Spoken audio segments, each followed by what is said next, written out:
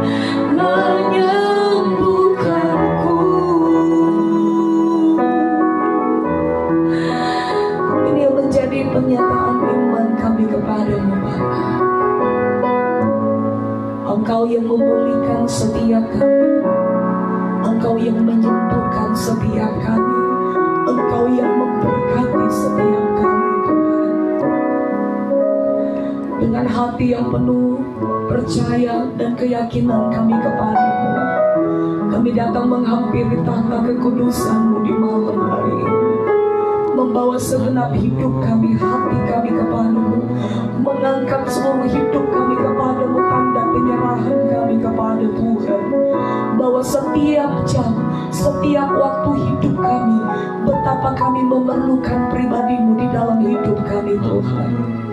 Malam hari ini kembali kami datang dengan kekuatan yang Tuhan beri untuk belajar akan kebenaran firman-Mu. Kami perlukan Roh Kudus, tolong kami membuka pengertian bagi kami, supaya kebenaran firman-Mu itu menjadi benih yang hidup, tertanam di dalam setiap hati kami yang terbaik. Kami tidak ingin Tuhan satupun benih dari kebenaran firman-Mu dicuri oleh kuasa iblis. Tapi kami berdoa di dalam nama Tuhan Yesus Kristus, kuduskan setiap telinga-telinga kami ketika kami menerima kebenaran firman-Mu. Setiap kami yang melihat, yang mengikuti renungan malam ini Tuhan, kami mau biar benih-benih firman itu tertanam di hati kami dan berbuah-buah di dalam hidup kami.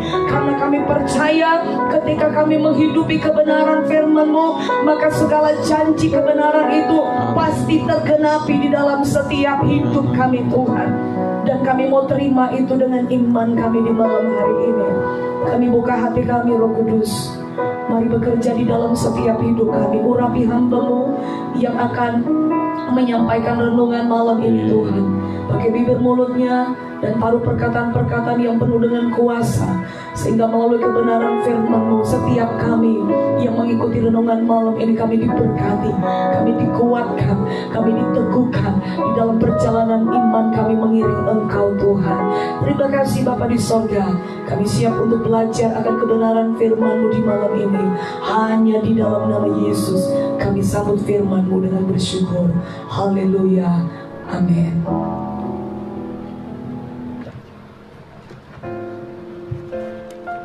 Puji Tuhan, malam hari ini kita kembali bersyukur pada Tuhan, saudaraku yang dikasih oleh Tuhan, jemaat yang dikasih oleh Tuhan, dan saudara yang ikut bersama-sama dengan kita pada saat malam hari ini untuk kembali kita akan merenungkan bagian kebenaran firman Tuhan sesuai dengan tuntunan bacaan Alkitab tahunan kita di tanggal 24 Juni tahun 2020 ini kalau dalam Perjanjian Lama, dan itu kita sudah buat dalam perenungan pagi, yaitu Mazmur pasal 1 sampai yang ketiga. Dan di dalam Perjanjian Baru ini pada malam hari ini, yaitu dalam Kisah Rasul pasal 16 ayat 1 sampai yang ke-18 ya.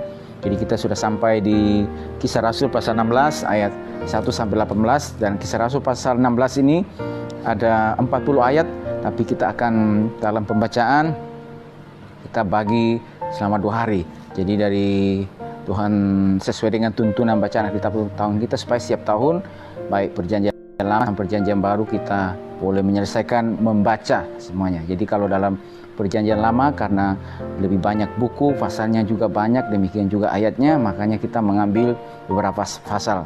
Dan dalam Perjanjian Baru kita akan karena lebih sedikit juga bukunya, ayatnya juga, dan kita akan sesuaikan supaya setiap tahun selesai, dan kita akan merenungkan bersama-sama ya. Jadi seperti biasa kami harapkan supaya jemaat Tuhan boleh membaca keseluruhan ini dari pasal 16 ayat 1 sampai 18, dan kita akan merenungkan beberapa poin-poin perenungan firman Tuhan yang kita bisa lihat bersama-sama. Nah, saya dikasih oleh Tuhan bahwa kalau kita baca Kisah Rasul pasal 16 ya, di ayat 1 sampai yang seterusnya, bahkan mulai dari Kisah Rasul pasal yang ke-15 dari ayat yang ke-40-41, ini adalah serangkaian perjalanan misi Paulus yang kedua ya. Kalau misi pertama selesai, dia bersama Barnabas dan mereka kembali ke markas mereka di Antioquia ya. Ketika mereka kembali di Antioquia, mengangkat penatua-penatua di situ, dan pasal 15 kita membaca bahwa sempat terjadi kegoncangan akibat adanya pengajaran yang dibawa oleh beberapa orang Yahudi ya dari Yudea yang tidak mewakili para rasul ya, mewakili mengatasnamakan diri mereka mewakili para rasul, tapi sesungguhnya tidak demikian, menggoyangkan iman hati jemaat yang ada di sana. Dan sesudah semuanya itu melalui sebuah sidang di Yerusalem dan membawa sebuah surat kepada mereka yang meneguhkan mereka, ya, sehingga berikutnya akhirnya sekarang mulailah perjalanan misi yang kedua. Nah, perjalanan misi yang kedua ini kita bisa lihat itu dari Kisah 15 ayat 39 sampai pasal 18 ayat yang ke-22. Dan pada perjalanan misi ini, maka biasanya kalau misi yang pertama ini Paulus dengan Barnabas, dan pada misi yang kedua ini sekarang ini Paulus dan Silas dan beberapa orang teman-temannya. Nah, oke, dikasih oleh Tuhan, kita akan coba lihat, kita akan baca dulu Kisah Rasul 15, akan bacakan ayat 41, ya. Dari ayat 40 saya akan bacakan, lalu sesudah itu nanti pasal 16 ayat 1 sampai yang ketiga. Tetapi Paulus memilih Silas, dan sesudah diserahkan oleh saudara-saudara itu kepada kasih karunia Tuhan, berangkatlah ia mengelilingi Syria dan Kilikia sambil meneguhkan jemaat-jemaat di situ.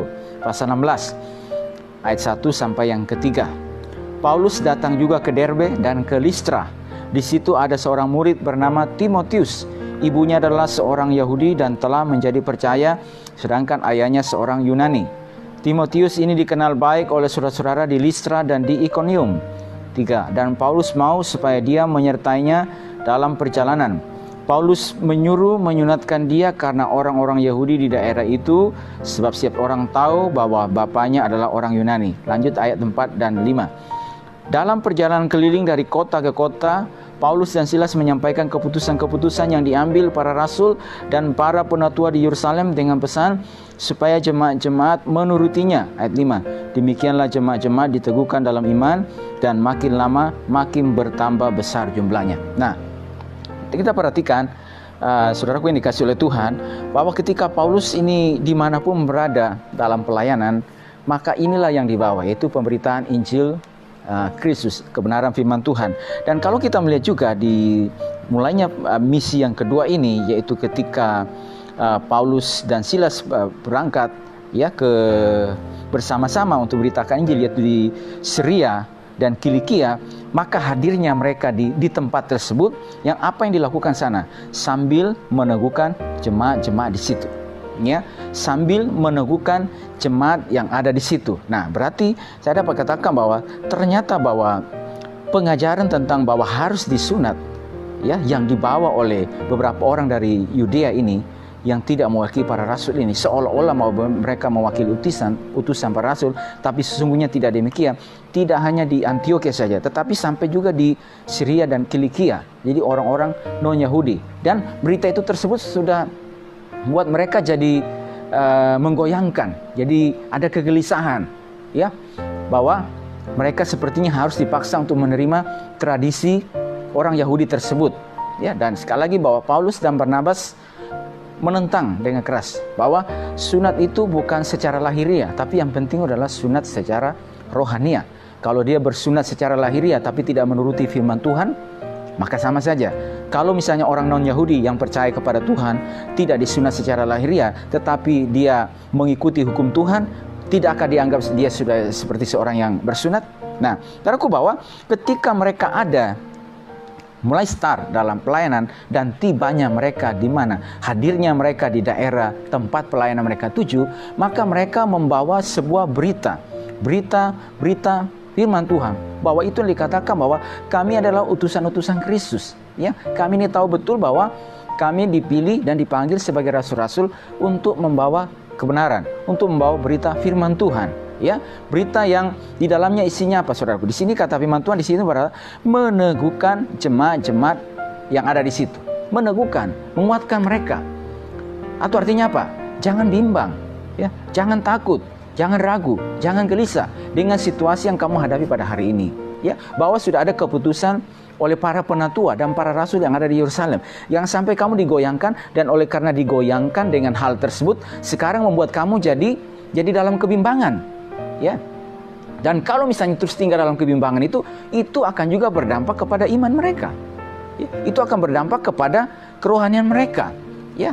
Dan kalau berdampak kepada kerohanian mereka, maka boleh katakan bahwa akibatnya pelayanan pekerjaan Tuhan, pemberitaan Injil ini, saudaraku yang terkasih, akan mengalami kendala dan akan boleh katakan bahwa orang-orang ini akan mundur. Tapi manakala hadirnya Paulus ya dan teman-temannya di daerah tersebut, saudaraku terkasih, bahwa mereka meneguhkan.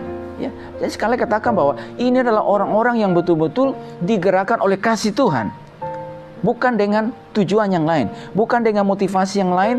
Ketika mereka hadir di mana, ketika mereka di mana, mereka tahu mereka harus lakukan apa. Bukan seperti orang-orang yang dari Yudea ini. Ketika jemaat yang sudah mengalami pertumbuhan, Antiokhia adalah pusat pekabaran Injil untuk orang-orang percaya non-Yahudi. Ya, dan manakala ada kasih karunia terjadi, perkembangan firman Tuhan yang luar biasa, jemaat-jemaat dikenal sebagai orang Kristen karena kebaikan-kebaikan yang mereka lakukan di sana. Dan akibat dari hal tersebut, saudaraku, ada orang yang ingin mencari keuntungan daripada hal tersebut, ya, bahwa mereka ingin melakukan sesuatu, ya, dan akhirnya kalau ini terus terjadi, maka itu yang saya katakan bahwa ini bisa ditunggangi oleh kuasa iblis, kuasa jahat untuk menggoyangkan jemaat, ya, sehingga jemaat menjadi resah, menjadi gelisah, ya. Tapi berbeda dengan rasul-rasul ini. Mereka yang dipilih, dipanggil oleh Tuhan, ya, mereka yang tahu betul panggilan mereka yang tahu betul bahwa saya harus lakukan apa. Mereka arahkan hidup mereka, pandangan mereka bukan kepada sesuatu yang sifatnya sementara, tetapi upaya yang kekal di dalam kerajaan surga. Makanya sekali lagi saya katakan bahwa Paulus beberapa di dalam suratnya mengatakan bahwa siapa mengerjakan apa, ia akan menerima upah sesuai yang dikerjakannya, baik menanam, baik menyiram. Juga dalam Korintus pasal 15 ayat terakhir bahwa karena kamu tahu dalam persekutuan dengan Tuhan jerih payahmu tidak sia-sia. Lalu juga di dalam Kolose mengatakan bahwa apapun yang kamu lakukan seperti untuk Tuhan, bukan untuk manusia. Karena dari Tuhanlah kamu akan menerima bagian ditentukan sebagai upah. Lalu sesudah itu, kepada anak didiknya Timotius mengatakan bahwa aku telah mengakhiri pertandingan yang baik dan sekarang aku telah mencapai garis akhir dan sekarang telah tersedia bagiku mahkota kebenaran. Ya, yang disediakan Allah tidak hanya kepada saya tetapi bagi juga semua orang yang merindukan kedatangannya. Ya, jadi saudaraku yang terkasih, mereka tahu persis, tidak ada satu maksud yang lain, tidak ada motivasi yang lain, hanya betul-betul hanya kasih Tuhan, ya, yang menggerakkan hati mereka, mendorong mereka sehingga hadirnya mereka di mana di tempat tersebut, jemaat itu yang boleh dikatakan ini yang dalam bimbang, takut, ragu, bukan tambah hadir lalu tambah menggoyangkan, menggelisahkan, ya, bukan hadir harinya mereka sebaliknya, tetapi mereka boleh datang meneguhkan jemaat yang ada di sana. Jangan tinggal dalam keadaan itu, jangan bimbang, jangan takut, jangan khawatir, jangan gelisah, ya, bahwa semuanya kita harus memandang kepada salib Tuhan, bahwa dalam Dia tidak ada lagi perbedaan. Ya, di dalam Kristus telah menerima kita semua apa adanya. Mereka hadir dan di sana supaya jemaat tetap kuat, kokoh dalam iman dan bertumbuh dalam pengajaran iman yang murni. Mereka boleh bertumbuh dalam iman yang murni kepada Tuhan. Nah, kalau terkasih, kalau kita baca lagi juga di ayat yang tadi kita sudah baca, ayat 4 dan 5, ketika mereka dalam perjalanan melilingi dari kota ke kota, Paulus dan Silas menyampaikan keputusan-keputusan yang diambil para rasul dan para penatua di Yerusalem dengan pesan supaya jemaat menurutinya. Demikianlah jemaat-jemaat diteguhkan dalam iman dan makin lama makin bertambah besar jumlahnya. Jadi hadirnya mereka di mana itu?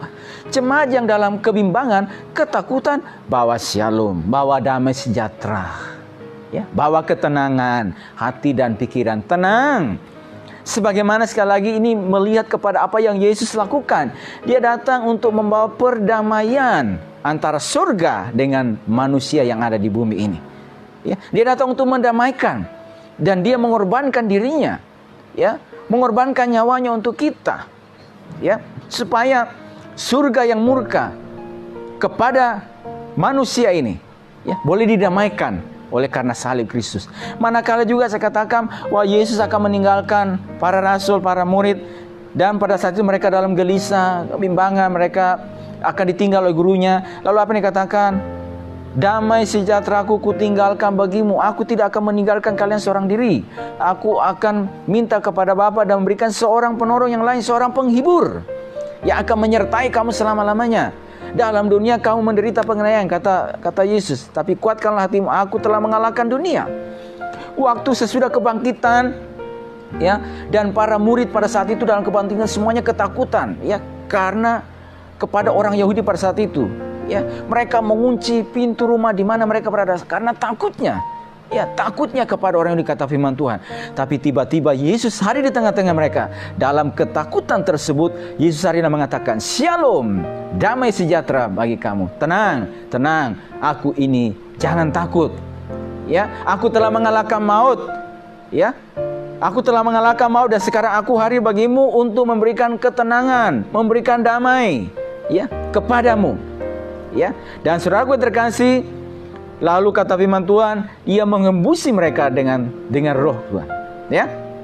Jadi, saudaraku, ini para rasul ini dan mereka yang menjalankan firman Tuhan sebagai utusan pada saat itu, Paulus dan Silas dan juga rekan-rekan yang lainnya, mereka tahu persis bahwa hadirnya mereka ada di mana, di tempat di mana Tuhan bawa mereka. Itu adalah jalan Tuhan.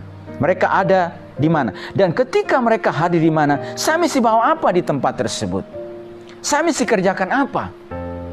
Saya harus hadir untuk meneguhkan jemaat-jemaat yang dalam kebimbangan, dalam ketakutan. Mungkin takut akan, kalau kita tarik lebih jauh, pada hari ini saudaraku, ada begitu banyak orang yang juga mungkin dilanda dalam kebimbangan, ketakutan, kegelisahan oleh berbagai macam hal. Nah sekarang, hadirnya kita itu apa yang kita bawa? Hadirnya kita di tengah-tengah jemaat itu kita bawa apa? Kita taburkan apa di tempat tersebut? Kita bawa apa bagi jemaat? Supaya jemaat itu jadi teguh, jadi kuat, jadi kokoh. Ya, saudara terkasih bahwa hadirnya saya dan saudara, ketika kita mengetahui saya adalah murid Tuhan, murid Kristus yang telah dipilih, yang telah dipanggil, ya, bahwa Tuhan telah menentukan saya dari semula. Berarti hadirnya saya di tempat di mana saya berada, jemaat, mereka yang sedang dalam ketakutan, gelisah, yang sepertinya hidup tidak ada harapan, tidak ada masa depan. Hadirnya kita itu bukan, saudaraku, memberikan situasi yang tambah lebih membuat mereka jadi kehilangan pengharapan. Tetapi kita hadir itu untuk meneguhkan. Hadir untuk meneguhkan, lakukan semuanya seperti untuk Tuhan, bukan untuk manusia. Itu yang Paulus katakan di dalam Kolose pasal 3 ayat 23-24, apapun yang kamu lakukan, perbuatlah dengan segenap hatimu seperti untuk Tuhan, bukan untuk manusia. Karena kamu tahu, dari Tuhanlah kamu akan menerima bagian yang ditentukan bagimu sebagai upah. Apapun yang kamu perbuat, di dalam bagian itu Paulus sebenarnya sedang membicarakan tentang hubungan di dalam keluarga, ya, suami istri dan juga dalam kepada anak-anak dan juga sampai kepada bawahnya dan seterusnya. Jadi manakala suami melakukan bagiannya, demikian juga sebaliknya, demikian juga terhadap anak dan juga dalam hubungan anggota keluarga. Apapun yang dilakukan itu pandang semuanya lakukan seperti untuk Tuhan, bukan untuk manusia.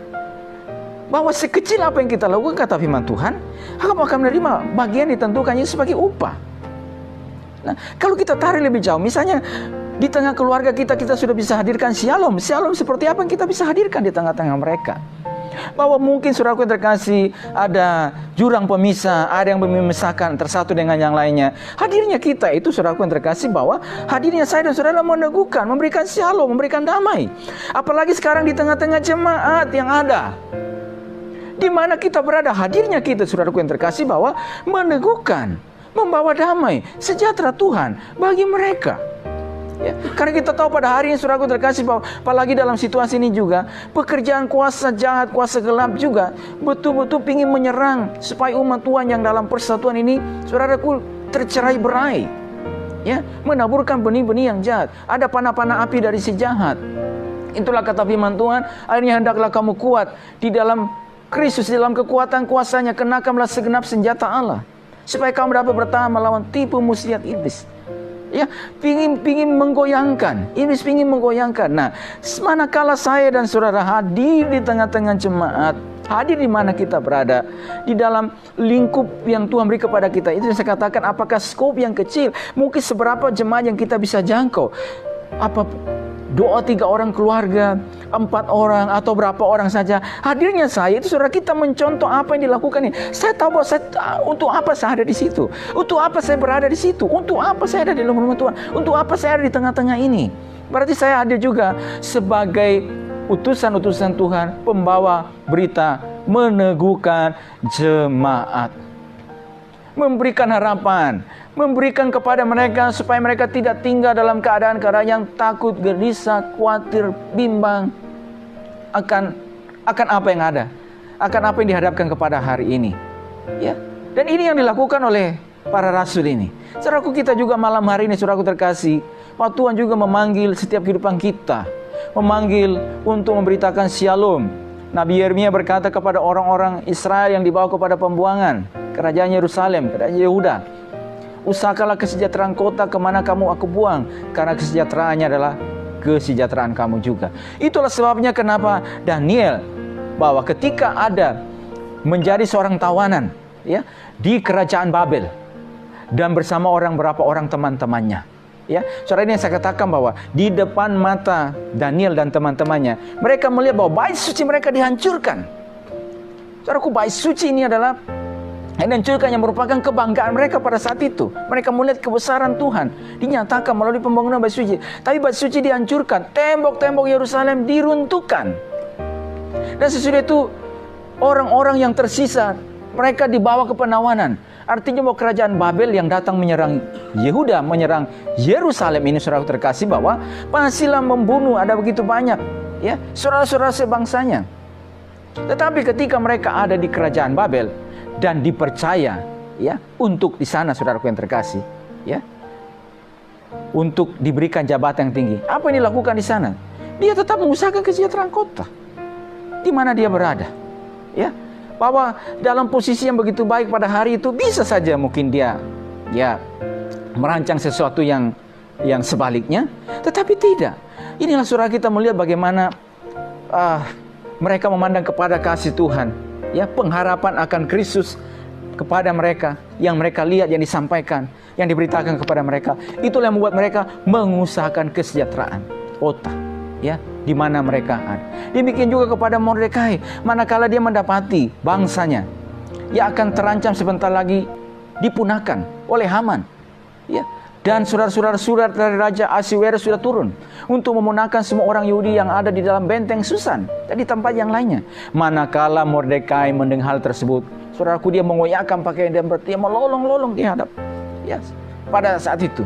Ini tindakan merendahkan diri di hadapan Tuhan, ya, saudaraku, supaya memohon supaya jangan dipunahkan. Dia seorang yang berdiri untuk berdoa bagi bangsa. Dan ketika dia dipercaya menjadi orang nomor 2 di kerajaan Ahasuerus, kerajaan Media Persia pada saat itu, kata firman Tuhan, Mordekai ini disukai oleh saudara sebangsa dan banyak saudara, karena dia mengusahakan kebaikan, berbicara yang baik bagi saudara-saudaranya, saudara-saudaranya, dan juga bagi saudara-saudara sebangsanya. Hadirnya dia itu membawa shalom, membawa damai, sejahtera, meneguhkan jemaat. Nah, sekarang hadirnya saya dan saudara, apa yang kita lakukan, apa yang kita kerjakan? Saudaraku, ini saya katakan, di mana kita hadir, kita tahu saya harus lakukan apa. Di mana Paulus dan Silas hadir, Paulus dan Barnabas hadir, Paulus dan Silas dan teman-temannya hadir, maka Paulus sebagai seorang yang berbicara dengan otoritas daripada Tuhan, maka dia hadir untuk apa? Memberitakan Injil, meneguhkan jemaat dalam iman, membawa shalom, meneguhkan mereka. Jangan khawatir, jangan bimbang, jangan ragu, jangan gelisah. Jangan hidup seperti orang yang tidak ada harapan. Ya, karena Kristus sudah mati dan bangkit dan memberikan harapan bagimu. Ya, Dia yang memegang hari esokmu. Dia yang memegang seluruh kehidupanmu. Ya, karena itu jangan takut, jangan gelisah. Pikirkan firman Tuhan, dia akan ada bagi kehidupanmu. Itu yang mereka bawa. Nah, sekarang juga saudara yang terkasih, hadirnya saya dan saudara, di mana kita berada, di mana Tuhan tempatkan, kita tahu ini adalah maksud Tuhan bagi kita. Berarti di tempat di mana saya berada itu terus, apa yang kita bawa? Kita bawa shalom. Kita meneguhkan jemaat supaya mereka, saudaraku, kuat, kokoh dalam iman dan bertumbuh dalam kasih karunia, dalam pengajaran iman yang murni. Dan ini saudaraku yang terkasih, manakala kita perhatikan tadi baca yang berikutnya, kita lihat pasal 16 ayat 1 sampai yang ketiga nih. Paulus ini ketika melihat seorang yang bernama Timotius, seorang anak muda, ya, maka kata firman Tuhan, Paulus mengajak dia. Paulus ini saudaraku, dia bisa melihat bagaimana akan hidupnya akan dipakai oleh Tuhan. Dan dia bisa melihat dengan kacamata seorang ini, apa yang akan Tuhan kerjakan bagi seorang anak muda ini, Timotius ini. Saudara, kalau kita baca dalam tulisan Paulus, saudaraku, mari coba saya akan bacakan bagi kita tentang apa yang menjadi kelemahan daripada Timotius. Bahwa seorang yang bernama Timotius ini, Paulus melihat ada potensi yang ada pada dia, ada maksud Tuhan bagi kehidupannya. Dan ketika ada maksud Tuhan, maka Paulus melahirkannya secara rohani. Dan saudaraku terkasih, ketika dilahirkan seorang ini, hadirnya dia membawa sejahtera, meneguhkan itu. Salah satunya apa yang dilakukan, saudara? Paulus tahu persis bahwa Timotius ini punya kelemahan. Dan saudaraku, dia katakan bahwa 2 Timotius pasal 1 ayat yang ke-7. Sebab Allah memberikan kepada kita bukan roh ketakutan, melainkan roh yang membangkitkan kekuatan, kasih, dan ketertiban. Saudaraku, Timotius ini adalah seorang yang pemalu. Ya, dari sini kita lihat bahwa terkadang dia merasa tidak percaya diri dengan dirinya yang masih begitu muda. Masih terkadang ada ketakutan. Masih ada yang namanya terkadang ini kebimbangan, ya, akan dirinya. Makanya juga kalau kita baca 1 Timotius 4 ayat 12, jangan seorang pun menganggap engkau rendah karena engkau muda. Jangan merasa rendah diri dengan dirimu. Ya, jangan tidak percaya diri dengan dirimu itu loh. Ya, tetapi bahwa jadilah teladan dalam kemudaanmu itu. Artinya apa, saudaraku? Dia datang dan memberikan sebuah mementor seorang muda ini supaya dia tidak tinggal dalam keadaan-keadaan yang merasa diri tidak bisa, merasa diri tidak mampu, merasa diri bahwa sepertinya bahwa dia karena malu dan tidak bisa dipakai oleh Tuhan. Jangan tinggal dalam keadaan-keadaan yang demikian. Jangan sampai engkau merasa diri bahwa dirimu itu tidak bisa dipakai oleh Tuhan. Jangan sampai merasa diri. Dan Paulus, saudaraku, ketika dia melihat anak muda ini dan punya potensi, saudaraku terkasih, maka sekarang dia membawa dia bersama-sama, melatih dia, mementor dia, atau ini saya katakan, dia seorang yang bisa juga melihat dengan ketajaman penglihatan rohani daripada Tuhan, bagaimana seorang anak muda ini supaya juga dipakai oleh Tuhan untuk menjadi alat Tuhan. Nah, saudaraku terkasih, dan itu sebabnya kalau kita baca, dia akhirnya dipercaya juga oleh Tuhan, ya, untuk menjadi seorang gembala di Efesus, gembala muda. Dan ada surat penggembalaan kepada dia, 1 dan 2 Timotius, ya, kepada seorang ini. Kenapa, saudaraku? Ada peranan yang dilakukan oleh seorang yang bernama Paulus, bapa rohaninya, yang melahirkan dia, melihat bahwa mengusahakan kesejahteraan, meneguhkan ini. Salah satunya apa? Orang yang dalam keadaan yang demikian, saudara, hadirnya dia itu, saudaraku, dia yang kuat menanggung yang lemah. Sebagaimana juga Saulus pernah mengalaminya, bahwa ketika dia baru bertobat, ya, baru bertobat, dan ketika dia dari Damsyik, ya, orang-orang Yahudi akan bunuh dia, tapi para muridnya itu meloloskan dia, ya. Dan ketika tiba di Yerusalem, kata firman Tuhan, setibanya di Yerusalem, dia coba menggabungkan dengan murid-murid yang ada di situ, tapi semua pada takut kepada dia karena tidak percaya. Mereka tidak percaya bahwa dia juga adalah seorang murid. Tapi siapa yang menerima dia pada saat itu? Barnabas, ya, menyambut dia dan memberitahukan kepada para rasul, para murid tentang pertobatannya dia dan bagaimana dia dengan berani mengajar nama Yesus di Damsyik, ya, dan dia ada di situ. Saudaraku, pada saat itu bahwa dia seorang yang berlatar belakang penganiaya jemaat dan baru bertobat. Dan baru bertobat, saudaraku terkasih. Dan ketika seorang baru bertobat, dan kalau misalnya dia hadir di lingkungan di mana dan dia tidak diterima, saudaraku, tidak bisa disambut dengan baik, pasti ini bisa terjadi sesuatu yang bisa saja saya katakan bahwa ceritanya pasti akan berbeda. Tetapi ada seorang yang dengan ketajaman penglihatan rohani yang melihat dia. Barnabas melihat dia. Dan saat itu, saudaraku yang terkasih, Barnabas melihat dia. Ketika juga ada usaha orang Yahudi membunuh dia di Yerusalem, dia dilarikan ke Tarsus. Dan manakala Barnabas ke Antioquia, dan dia ke Tarsus mencari Saulus untuk bersama-sama mengajar jemaat yang ada di Antioquia. Dan itu saya katakan, saudaraku terkasih, bahwa seorang yang bernama Saulus ini menjadi alat Tuhan yang dipakai Tuhan luar biasa, karena di dalamnya ada seorang sahabat, ada seorang Barnabas, ada seorang utusan Tuhan yang melihat dengan ketajaman rohani terhadap dirinya. Pada saat itu, makanya kalau kita baca di dalam Roma pasal 15 mengatakan, kamu yang kuat wajib menanggung kelemahan orang yang tidak kuat, dan janganlah hanya memperhatikan kepentingan dirinya saja sendiri. Karena pada posisi dia tahu bersih, dia pernah juga mengalami dalam kelemahan. Tapi ada seorang utusan Tuhan yang datang melihat dia dan membawa dia, hai teman, ayo kita bangkit melayani Tuhan. Bukan diinjak, ya, bukan supaya dikuburinya, tapi ayo kita bangkit maju bersama. Dan sekarang juga waktu dia ada di Listra dan Derbe, saudara, dia melihat ada seorang anak muda ini. Ya, dia melihat seorang ini, sekarang ayo kita ikut bersama. Tuhan punya rencana bagi kehidupanmu. Tuhan juga menyiapkan sebuah rencana yang indah ke depan kehidupanmu. Sekarang ayo kita maju. Kau punya kelemahan, Tuhan berikan kepada kita bukan roh ketakutan, tetapi roh yang berikan damai sejahtera. Jangan seorang pun menganggap engkau rendah karena engkau muda. Inilah pelayan dilakukan, meneguhkan, memberikan shalom, memberikan damai kepada mereka, ya, kepada jemaat Tuhan yang ada. Mereka boleh melihat dengan jelas bahwa kalian harus bertumbuh. Tuhan punya rencana yang begitu indah, bahwa Injil Tuhan harus dimasyurkan melalui kehidupanmu. Dan supaya juga kalian boleh menikmati, merasakan akan janji-janji Tuhan, baik dalam hidup yang kita jalani maupun terlebih utama pada hidup yang kekal di dalam kerajaan surga yang mulia. Itu yang arahkan jauh ke depan.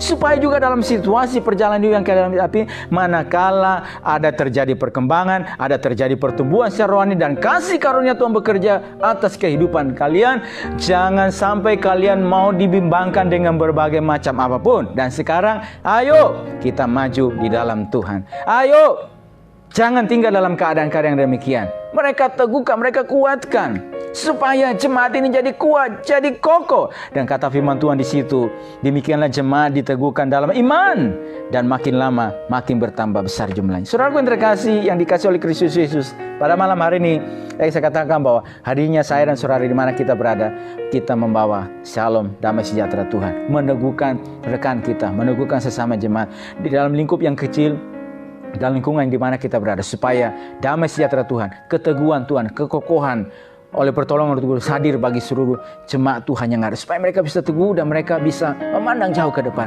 Yes, Tuhan punya rencana yang indah bagi saya. Tuhan tidak mau saya tinggal dalam keadaan-keadaan yang demikian. Tuhan tidak mau supaya saya ini terus merasa bahwa tidak ada harapan, tidak ada pengharapan. Tuhan tidak mau supaya saya merasa bahwa saya adalah orang yang punya kelemahan. Saya adalah orang yang punya keterbatasan. Tapi Tuhan mau bahwa apapun adanya saya, itulah saya. Apapun saya, di mana saya dilahirkan, dari latar belakang apa, Tuhan tidak akan menilai. Manakala saya menyerahkan hidup saya kepada Tuhan, Tuhan juga bisa membentuk saya, mentransformasi kehidupan saya, mempersiapkan saya juga menjadi alat Tuhan di waktu yang kedepan. Saudaraku yang terkasih, saya terlalu percaya bagi setiap kehidupan kita malam hari ini, di mana saya dan saudara berada, supaya jemaat Tuhan boleh mengalami kekuatan. Dan hadirnya kita membawa damai sejahtera Tuhan, membawa keteguhan, membawa kekokohan Tuhan, bahwa ada maksud Tuhan dalam kehidupan kita. Dan doa kita, saudara, khususnya juga di tengah-tengah situasi yang kita alami pada hari ini, di mana kita berada, saudaraku yang terkasih, bahwa ketika ada rekan, ada saudara iman kita yang dalam mengalami kebimbangan atau dalam situasi apapun yang mereka alami, saudaraku terkasih, oleh karena berbagai macam hal, saudaraku terkasih, bahwa kita datang untuk meneguhkan rekan kita, jemaat-jemaat Tuhan yang ada, supaya mereka tetap maju bangkit bersama. Puji Tuhan, Tuhan berkati kehidupan kita. Mari kita akan datang kepada Tuhan, kita akan masuk dalam doa kita. Tapi sebelumnya itu kita akan kembali bersama-sama memuji Tuhan pada saat malam hari ini. Puji Tuhan. Iya, puji nama Tuhan, firman Tuhan kembali datang mengingatkan kita. Kalau Barnabas dan juga Paulus dipakai oleh Tuhan untuk menguatkan begitu banyak umat Tuhan, saya percaya setiap pribadi kita pun akan dipakai oleh Tuhan. Tidak dibatasi oleh kelemahan kita. Ketika kita memberi hidup kita kepada Tuhan, maka Tuhan akan memakai kita sesuai dengan kapasitas yang telah Tuhan berikan bagi kita untuk menguatkan setiap saudara-saudara seiman kita di mana saudara berada pada hari ini. Puji nama Tuhan, kita akan masuk di dalam doa kita. Namun sebelumnya kita akan kembali naikkan satu pujian dengan iman. Mari katakan, tiada yang seperti Engkau, begitu mengasihi kami Tuhan. Kami percaya kepadamu Bapa. Engkau Tuhan yang ajaib, yang memulihkan setiap kami. Haleluya. Tiada yang seperti Engkau, begitu mengasihiku. Kau Tuhan sanggup menjawab semua seluruh doaku. Tiada yang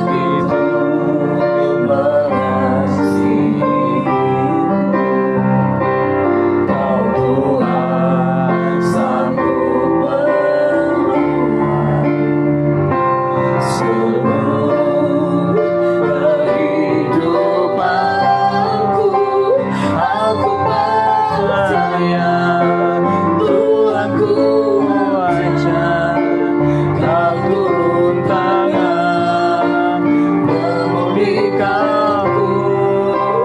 Aku percaya Tuhanku dahsyat, Kau turun tangan memberkati. Aku percaya Tuhanku dahsyat, Kau turun tangan memulihkanku. Aku percaya Tuhanku dahsyat, Kau turun tangan memberkati. Aku percaya Tuhanku ajaib, Kau turun tangan memulihkanku. Aku percaya Tuhanku dahsyat, Kau turun tangan memberkatiku. Kau turun tangan memulihkanku. Kau turun tangan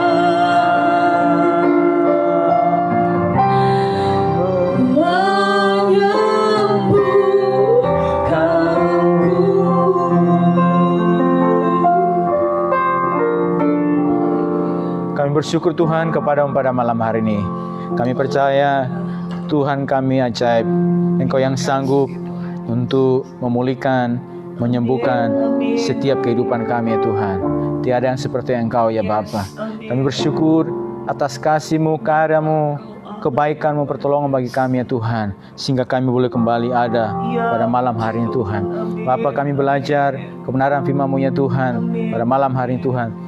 Kami belajar dari apa yang telah dilakukan oleh ya Tuhan para utusan-utusan yang membawa kebenaran firman Tuhan, bahwa hadirnya mereka di mana mereka meneguhkan jemaat-jemaat, mereka memberitakan kebenaran firman Tuhan, mereka membawa shalom, membawa damai sejahtera, supaya jemaat boleh kuat, boleh kokoh, boleh teguh di dalam iman, percaya kepada Tuhan, tidak digelisahkan, tidak digoncangkan oleh berbagai macam apa saja, oleh situasi apapun yang ada Tuhan, supaya mereka boleh menatap jauh ke depan dengan ketajaman penglihatan daripada-Mu ya Tuhan.